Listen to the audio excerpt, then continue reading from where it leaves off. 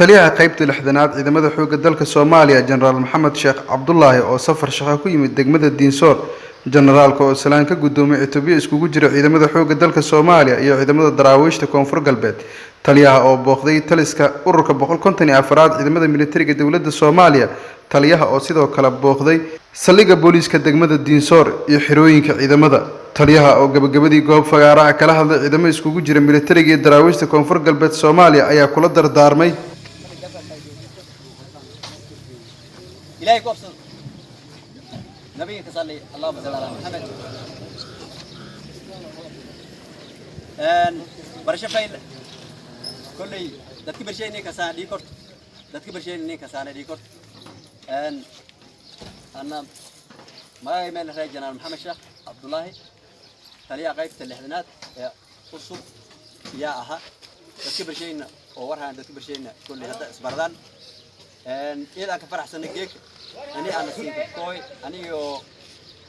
ما يلهاي وبدقي كورمير شقاء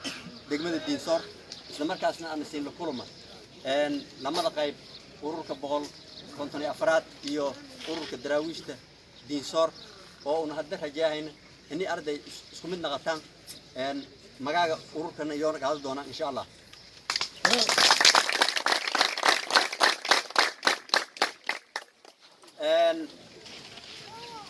ujeedada uun koyni way baa ani uun arday iswaraysan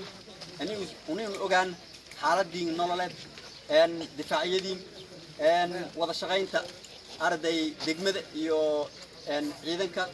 wada shaqaynta maarnaa ciidamada saaxiibada ee Itoobiya iyo isinka ku dhaawayta iyo waajibaadka horyaal ani uun arday siinka irigelin walaagi arday isin baahantiin ani uun ogaan arday baahidin lin dabol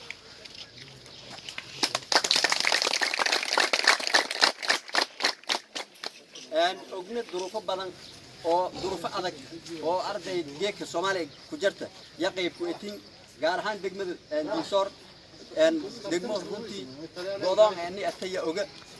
maylin baahanya ani isin arday tabar adeegtan ogna haddana arday ani isin meeli maarna ku bilawtan oo arday shaqada teaching lama jibaartan dalka kan baahiyahan ka shaqaytan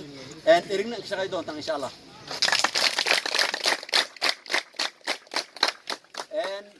geeka ogdiin may raay degmad mala ciidankan runtii farabadii may dhii kortee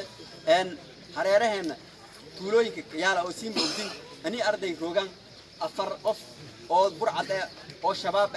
oo an dhaladii tuuladaas ya arday tuuladaas ani kanoonaya dhii kortee